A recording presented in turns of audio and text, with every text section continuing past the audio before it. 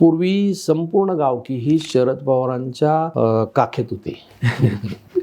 कारण का सगळे शरद पवारांचे फॉलोअर होते. हा पूर्वी बारामती लोकसभा जुना मतदारसंघ जो होता त्याचा हा 91 म्हणजे 2009 पूर्वीचा जो बारामती लोकसभा मतदारसंघ होता त्याचा हा संपूर्ण भाग होता. म्हणजे बारामती तुमचं पुरंदर, इंदापूर, दौंड, शिरूर वगैरे, त्याच्याशिवाय भोरनंतर पिंपरी चिंचवड सगळ्यात मोठं होतं. पण नंतर तो बदलला.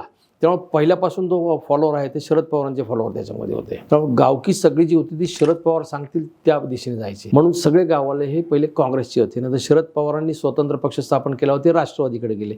राष्ट्रवादीकडून ते नंतर अजित पवारांच्या पंखाखाली आले. पण नंतर 2017 त्यांना लक्षात आलं की आपण उठसूट एका निर्णयासाठी इथला महापौर कोण होणार, त्यासाठी आपण बारामतीला विचारलं जायचं. इथला स्टँडिंग चेअरमन कोण करायचं, स्टँडिंगच्या कमिटीचा सदस्य कोण असायला पाहिजे, याच्यासाठी सुद्धा अजित पवारांचा उमरा झिजवायचा का, ती त्यांच्यामधला जो स्वाभिमान जागा झाला त्याच्यामध्ये.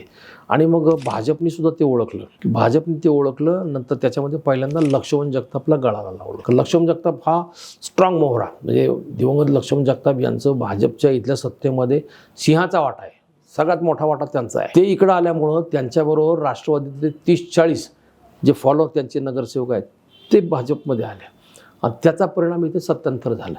म्हणजे गावकी हळूहळू भाजपच्या बाजूला आली. लक्ष्मण जगताप आले त्या काळात महेश लांडगे हे अपक्ष होते. अपक्ष म्हणून ते भाजपबरोबर होते, प्रत्यक्ष भाजपचे आमदार नव्हते. नंतर ते पुढच्या काळामध्ये ते भाजपच्या तिकिटावरती निवडून आले. मग तिकडून महेश लांडगे आले. मग हळूहळू कसं ज्या दिशेने वारा वाहतो त्या दिशेने सगळे पळतात.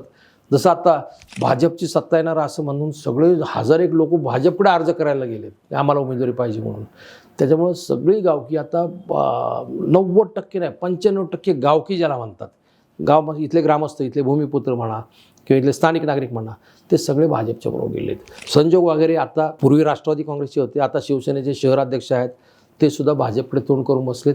त्यांच्या मिसेस, त्यांचा मुलगा हा राष्ट्रवादीकडे गेलेला आहे, म्हणजे त्यांनी पाहिलेलं आहे आणि ते सुद्धा कदाचित भाजपमध्येच जातील. म्हणजे एकही ह्या शहरातला, या गावातला एकही माणूस, एकही गाववाला आता याच्यामध्ये कुठे सापडायला तयार नाही आहे. हे फार मोठं दुर्दैव आहे.